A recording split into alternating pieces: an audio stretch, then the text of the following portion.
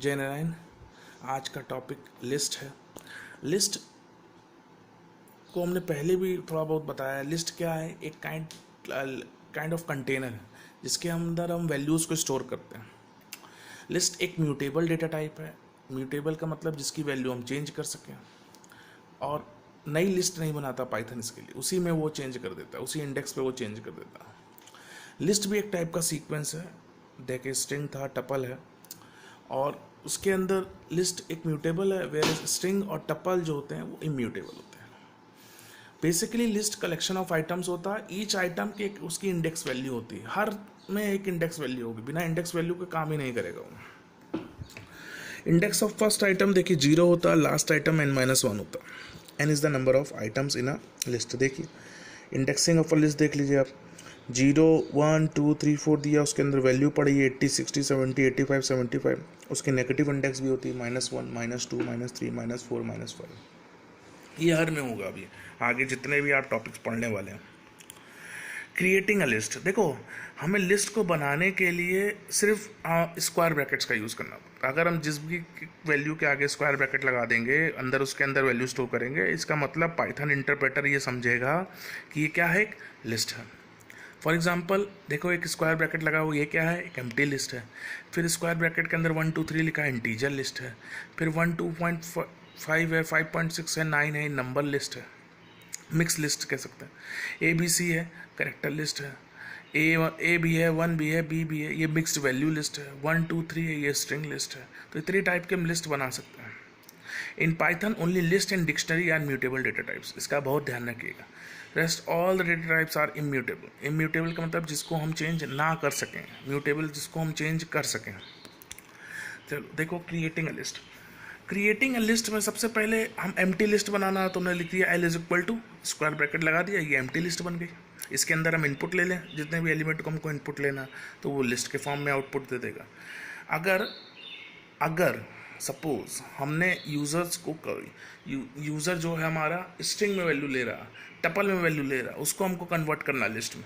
तो देखो हमने लिस्ट में वैल्यू ले लिया, लिखा L is equal to Pankaj लिखा ना, new list is equal to list, bracket में मैं L को पास कर दिया, न्यू लिस्ट लिखा तो पंकज देखो लिस्ट में आ गया। इसी तरीके से इसमें देखो my list is equal to list hello, ये स्ट्रिंग में पास हो गए, लेकिन हेलो अब किसको हमको लेना, लिस्ट में लेना, तो माई लिस्ट लिखा, हेलो किया, तो स्ट्रिंग को भी हमने लिस्ट में इंक्लूड करके दिखा दिया, टपल को भी हमने स्ट्रिंग में इंक्लूड करके आपको दिखा दिया। लॉन्ग लिस्ट, अगर कोई लॉन्ग लिस्ट लिखी हुई है 0 1 2 3 4, तो इस तरीके से भी वैल्यू को लिस्ट में हम स्टोर कर सकते हैं। नेस्टेड लिस्ट है, मतलब लिस्ट के अंदर देखो एक लिस्ट लगी हुई इसमें 5 6 स्टोर है। ठीक, देखो एक अनदर मेथड है, अगर किसी को लिस्ट में, हमने तुमको भी ऊपर बताया भी, अगर हम यूज़र से इनपुट लेना है तो L1 is equal to list input enter list element. तो जैसे ही वो 1 2 3 4 जो भी वैल्यू वो लेगा, हमने आगे लिस्ट लगाने से क्या होगा, जो भी वैल्यू वो लेगा वो लिस्ट के फॉर्म में इनपुट लेगा। बस इतनी सी बात करनी है। Accessing item from a list, अब एक how to access that item from a list. तो हमेशा ध्यान रखो, एक्सेस करने के लिए हमें उसके इंडेक्स पोजीशन की बहुत ज़रूरत है। बिना इंडेक्स पोजीशन के कोई काम नहीं हो सकता। तो लिस्ट 359 दिया, अब हम लिखते हैं प्रिंट लिस्ट 0, तो 3 आएगा आउटपुट। लिस्ट 1 लिखते हैं तो 5 आएगा आउटपुट। लिस्ट 2 लिखते हैं तो 9 आएगा। फिर हमने प्रिंट लिखा, नेगेटिव इंडेक्सिंग की बात की, तो लिस्ट -1 दिया तो 9 देगा, -2 दिया तो 5 देगा, -3 दिया तो 3 देगा। इस तरीके से हम नेगेटिव इंडेक्सिंग से भी वैल्यू को निकाल सकते हैं। इटरेट या ट्रांसफर्स लिस्ट को कैसे करते हैं? ट्रांसफ़र करने के लिए हमने आपको स्ट्रिंग में भी बताया था, सिंपल फॉर लूप के अंदर उसको वैल्यू को चला देना है। लिस्ट आपने लिखा 359 for I in range 0। Len function आपको स्ट्रिंग में भी मिला था, लिस्ट में भी मिला है, टपल में भी मिलेगा, तो ये तीनों जगह मिलेगा। लेन का काम लेंथ को काउंट करना होता है, जो भी वैल्यू उस पर्टिकुलर ऑब्जेक्ट के अंदर पड़ी हुई है। तो हम लेन देंगे लिस्ट, तो लिस्ट के अंदर कितनी वैल्यू है 3, तो 0 कॉमा क्या हो जाएगा 3 हो जाएगा। फॉर आई इन रेंज 0 से लेके 3 तक। अब ध्यान रखिए, रेंज फंक्शन हमने आपको बताया था, रेंज फंक्शन का काम क्या होता है, स्टार्ट स्टॉप स्टेप। तो स्टार्ट स्टॉप दिया, स्टेप नहीं दिया, तो 1 1 लेके चलेगा और लास्ट वैल्यू वो एक्सक्लूड कर देगा, मतलब 0 1 2 जाएगा। प्रिंट हमने लिखा, लिस्ट आई किया तो 3 5 9 आ गया आउटपुट। तो इस तरीके से ट्रांसफर्स किया जाता है लिस्ट को भी। स्लाइसिंग ऑफ अ लिस्ट, ये बड़ा इंपॉर्टेंट है। जैसा स्ट्रिंग में था स्लाइसिंग, वैसे इसमें भी बहुत इंपॉर्टेंट है स्लाइसिंग। हमने एक लिस्ट में इंडिया को पास किया हुआ है, प्रिंट में हमने लिस्ट लिखा 0:3। 0:3 का मतलब 0 1 2, तो आई एंड डी पास हो गया। प्रिंट लिखा लिस्ट 3:3 का मतलब लास्ट के स्टार्टिंग से वो शुरू करेगा, तो वो आई और ए देगा 2 के बाद। प्रिंट लिस्ट में से कोलन पास किया, इसका कोई वैल्यू पास नहीं की, तो पूरी की पूरी वैल्यू पास हो जाएगी। ये होता है स्लाइसिंग का मतलब। लिस्ट ऑपरेशन, एक दो ऑपरेशन बहुत मेन है। एक मेंबरशिप ऑपरेटर है। मेंबरशिप ऑपरेटर मैंने आपको पिछली क्लासेस में बताया कि इनका यूज़ करना। आप इसमें पहले ये दोनों देख लीजिए। प्लस का मतलब कॉन्केटिनेशन, इनटू का मतलब रेप्लिकेशन। लिस्ट में अगर कोई दो लिस्ट को हमको जोड़ना है तो हमने लिखा है L1 1 2 3, L2 4 5 6 7, L3 is equal to L1 plus L2। L3 को प्रिंट करेंगे तो देखिए आउटपुट ये देगा। To replicate a list, replicate operator का यूज़ किया जाता है। इससे हमने लिखा है L1 is equal to L1 2 3, L2 is equal to L1 into 3। L2 जब प्रिंट करेंगे तो L1 में 1 2 3 3 बार प्रिंट हो जाएगा, 1 2 3 1 2 3 1 2 3। ठीक। मेंबरशिप ऑपरेटर में अगर हम लिखते हैं तो हमने लिखा L1 1 2 3 for I in range, check किया 3 इन 2 3 इन L1, तो आंसर आएगा ट्रू, क्योंकि मेंबरशिप में तो यही देता है कि भाई उसकी वैल्यू चेक करो, तो वैल्यू 3 है प्रेजेंट, तो इसलिए आंसर ट्रू आएगा। लिस्ट मैनिपुलेशन, लिस्ट मैनिपुलेशन का मतलब कुछ ऑपरेशंस दिए हैं, जैसे अपेंडिंग लिस्ट। अपेंडिंग का मतलब वैल्यू को ऐड करना। हमने आपको बताया कि ये म्यूटेबल है, इसका मतलब वैल्यू ऐड भी होगी, डिलीट भी होगी, सारी चीज़ें होंगी, चेंज भी होगी। तो अपेंडिंग करना है तो 10 12 14 हमने एक लिस्ट बनाई, L डॉट अपेंड 16 किया, तो 10 12 14 16 हो गया लिस्ट डॉट अपेंड। आप कहेंगे सर हम पहले पे वैल्यू इंसर्ट करते हैं, तो बेटा वैल्यू पहले पे इंसर्ट नहीं हो सकती, चेंज हो सकती है। इंसर्ट नहीं होगी, पहले चेंज होगी। हाँ, चेंज करने के लिए भी आगे बात करते हैं कैसे उसको हम चेंज करते हैं। Appending list, updating list of the element. देखो 10 12 14 30, हमने L2 को 24 लिख दिया, मतलब 0 1 2, 2 प्लेस पे देखो 14th स्टोर है, 14th की जगह हमने क्या कर दिया 24 कर दिया, तो आउटपुट देखो 10 12 24 30 हो गया। डिलीट लिस्ट ऑफ एलिमेंट्स में L में हमने वैल्यू दी है, L2 को हमने फिर डिलीट किया, मतलब जो भी सेकंड प्ले इंडेक्स वैल्यू है उसको डिलीट कर दो, 14 डिलीट हो गया। हमेशा ध्यान रखो del command can be use to delete an element of the list और अ कंप्लीट स्लाइस और कंप्लीट लिस्ट।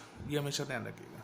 पूरी लिस्ट की पूरी लिस्ट डिलीट हो सकती है, कम कोई भी एलिमेंट डिलीट हो सकता है, कोई भी कंप्लीट स्लाइस आप डिलीट करना चाहते हैं तो वो भी डिलीट हो सकता है। If we write del list, आपने लिख दिया del L, तो पूरी की पूरी लिस्ट डिलीट हो जाएगी, इसका ध्यान रखिए। अगर हम इंडेक्स वैल्यू यहाँ पास नहीं करते 2, तो del L लिख देते तो पूरी पूरी लिस्ट डिलीट हो जाती है। पॉपअप एलिमेंट, पॉपअप मतलब pop function can not delete a slice, ये ध्यान रखिएगा। Pop function also return the value been deleted, जो भी वैल्यू डिलीट हुई है वो रिटर्न भी करता है। तो हम लिस्ट डॉट पॉप इंडेक्स करते हैं, तो L डॉट पॉप किया तो 17 दे दिया लास्ट आइटम, फिर L डॉट 5 किया तो 6th आइटम डिलीट हो गया। हम इंडेक्स वैल्यू इसमें पास करते हैं, जिसमें अगर हम इंडेक्स वैल्यू पास कर रहे हैं तो लास्ट उस पर्टिकुलर इंडेक्स पे जो वैल्यू पड़ी हुई है वो डिलीट होगी। लेकिन अगर हम कोई भी इंडेक्स वैल्यू नहीं पास कर रहे हैं पॉप में, तो लास्ट वैल्यू जो इंडेक्स पे पड़ी हुई है वो डिलीट होती है। चलिए कुछ फंक्शंस हैं, मेथड्स हैं, उसको देख लीजिए लिस्ट के। हमने इंडेक्स की बात की, अगर हमें लिस्ट डॉट इंडेक्स करना है तो अगर उसका इंडेक्स वैल्यू हमको पास आउट करना है कि वो कौन से वैल्यू किस इंडेक्स पे पड़ी हुई है, तो लिस्ट डॉट इंडेक्स आइटम पास करेंगे तो उसकी इंडेक्स वैल्यू दे देगा। अपेंड की हमने बात की कि जो भी आइटम हम पास करेंगे अपेंड में वो at the end of the list जोड़ देगा। एक्सटेंड की बात की, एक्सटेंड अभी हम आपको करके दिखाएंगे सारी चीज़ें, तो आपको समझ में भी आ जाएगा। एक्सटेंड का मतलब कोई भी चीज़ वैल्यू अगर उस लिस्ट के आगे हमको ऐड करनी है तो हम एक्सटेंड का यूज़ करेंगे। ठीक। लिस्ट इंसर्ट पोजीशन आइटम, अब बात आती है इसकी। लिस्ट इंसर्ट, अगर किसी भी पर्टिकुलर पोजीशन पे हमें कोई वैल्यू इंसर्ट करनी तो हम उसकी इंडेक्स वैल्यू देते हैं। List insert the past element the past position दिया उसका, जैसे 3rd पे प्लेस करना, उसका आइटम दिया 4, तो वो इंसर्ट हो जाएगा। पॉप किया तो भी हमने आपको पॉप के बारे में जानकारी दी कि वो डिलीट कर देगा। रिमूव करेंगे रिमूव का मतलब it delete the first occurrence of past value, जो भी फर्स्ट वैल्यू अकरेंस होगी, जैसे हमने दिया कुछ वैल्यू है 1 2 3 4 4 5, हमने लिया लिस्ट डॉट रिमूव, वैल्यू दिया 4, तो जो भी फर्स्ट 4 होगा ना, पहला 4 जहाँ पे आया होगा वो डिलीट हो जाएगा, जितने भी बाद के 4 होंगे वो बचे रह जाएंगे। लिस्ट डॉट क्लियर, अगर हमको लिस्ट को एम्प्टी करना है तो हम लिस्ट डॉट क्लियर हटा देंगे। काउंट काउंट फंक्शन का यूज़ जब करना होता है जब हमें पास्ट जो आइटम मौजूद है लिस्ट के अंदर, अगर उसकी वैल्यू हमको काउंट करनी है कि 4 कितनी बार प्रेजेंट हुआ उस लिस्ट में, तब हम काउंट फंक्शन का यूज़ करते हैं। लिस्ट डॉट रिवर्स, अगर जो लिस्ट पड़ी उसको रिवर्स करना हो तो लिस्ट डॉट रिवर्स कर देंगे। लिस्ट डॉट सॉर्ट, ये ध्यान रखिएगा सिर्फ असेंडिंग ऑर्डर में सॉर्ट करता है, डिसेंडिंग ऑर्डर में सॉर्ट नहीं करता। ये डिसेंडिंग ऑर्डर का तरीका अभी आपको हम बताते हैं। देखो लिस्ट डॉट इंडेक्स में हमने किया तो हमने एक लिस्ट बनाई हुई है 13, 18, 11, 16, 18, 14 को लिस्ट डॉट इंडेक्स किया तो 18 दिया, तो उसकी 18 कौन से पोजीशन पे, फर्स्ट पोजीशन पे। लिस्ट डॉट अपेंड, अपेंड में हमने 27 इंस्टोर किया तो देखो 27 लास्ट पे आ गया।